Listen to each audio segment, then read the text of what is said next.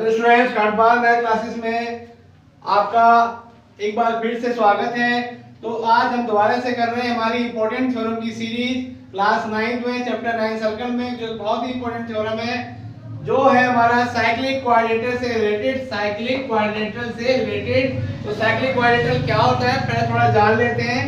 जैसे यहाँ पे एक सर्कल बना हुआ है, तो सर्कल, अगर सर्कल में अगर हम कोई क्वाड्रिलेटरल बनाएं जिसके वर्टेक्स सर्कल की बाउंड्री पे आ रहे हो, ठीक है, सर्कल पे बना हुआ क्वाड्रिलेटरल जिसके वर्टेक्स कहां आ रहे हो, सर्कल की बाउंड्री पे, उसे क्या कहते हैं, साइक्लिक क्वाड्रिलेटरल।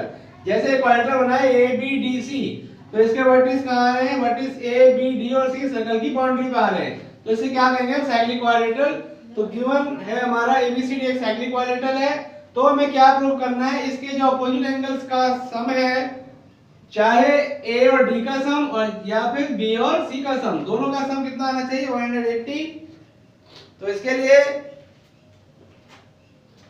लिए हम करेंगे कंस्ट्रक्शन में हमने क्या किया, एडी और बीसी को ज्वाइन कर दिया, ठीक है, ज्वाइन एडी बीसी। अब देखिए क्या करते हैं, तो ये जो, तो यहाँ पे अगर ध्यान से देखें तो वन एंगल किसके बराबर है, 4 के, क्योंकि ये एंगल ऑफ सेम सेगमेंट है एडीबी, ठीक है, एडीबी सेगमेंट का ये एंगल है 1 और 4। इसी तरह से 2 किसके बराबर है, 7 के, क्योंकि ये एंगल ऑफ सेम सेगमेंट है एडीसी, जैसे आप देख पा रहे हैं, ठीक है। और इसी तरह 3 बराबर 6 के है, क्योंकि ये भी एंगल ऑफ सेम सेगमेंट है बीएडी, ठीक। और इसी तरह 5 एंगल किसके बराबर है, 8 के, क्योंकि ये भी है angle of same segment CBD. तो अब क्वाड्रिलेटरल एबीडीसी में आपको पता है किसी क्वाड्रिलेटरल में चार एंगल का सम कितना, 360। तो a plus B plus C plus D कितना हो गया आपका, 360, ठीक है। a plus B plus C plus D 360 हो गया।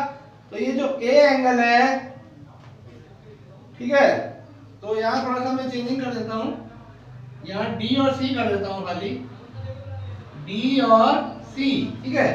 तो a एंगल है हमारा 1 + 2, b एंगल है हमारा 3 + 4 और d एंगल है हमारा 5 + 6 और आपका c एंगल है 7 + 8, तो इनका सम हो गया 360। अब अगर हम चाहें तो यहाँ तो हम a और d का सम 180 कर दें, या अगर हम चाहें तो b और c का सम 180 कर दें। तो इनमें से कोई एक करेंगे तो दूसरा खुद ही हो जाएगा। तो हम क्या करते हैं, a और d का सम क्या कर लेते हैं, 180। तो a है 1 + 2 और d है 5 + 6, तो इसको हमें कुछ नहीं करना, इसको हमें ऐसे ही रखना है। तो अब देखिए हम क्या करते हैं, 1 + 2 और 5 + 6 को हमें कुछ नहीं करना है। और 3 एंगल किसके बराबर था, हमारा 6 के। 4 एंगल किसके बराबर था, हमारा 4 एंगल था हमारा 1 के। और 5 + 6 को सेम लिख देंगे। और 7 किसके बराबर था, हमारा 2 के। और 8 किसके बराबर था, हमारा 5 के, ठीक है। अगर आप ध्यान से देखें तो 5 + 6 5 6 5 6 दो बार आ गया, 1 2 1 2, ये भी 2 बार आ गया। तो हमने जो लिखा है वो लिख देंगे फ्रॉम इक्वेशन 1 2 3 4 1 2 3 4, ठीक है।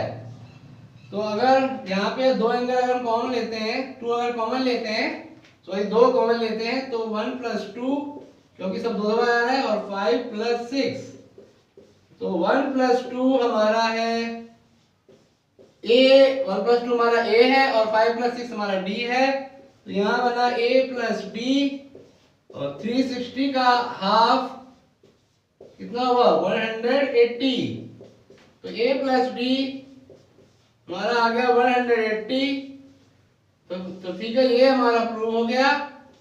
तो जब a + d 180 आ गया, तो b + c भी हमारा क्या आ जाएगा। तो यहाँ पे हम क्या कर सकते हैं, ऐसे भी कर सकते हैं, 360 - a + d, क्योंकि क्वाड्रिलेटरल के चारों का सम कितना होता है, 360। तो 360 में से 2 का सम माइनस हो गया, तो 360 में से 180 गया, तो ये भी आ गया 180। तो दोनों ही हमारे प्रूव हो गए। तो इस तरह से हमारा ये प्रूफ हो गया थ्योरम, जो एक बहुत ही इंपॉर्टेंट थ्योरम है।